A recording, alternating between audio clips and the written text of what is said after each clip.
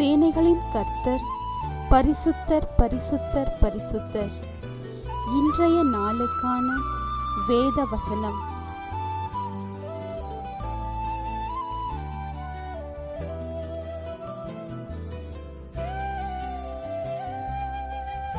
நான் உங்களை திக்கற்றவர்களாக விடேன், உங்களிடத்தில் வருவேன். யோவான் 14ஆம் அதிகாரம் 18ஆம் வசனம்.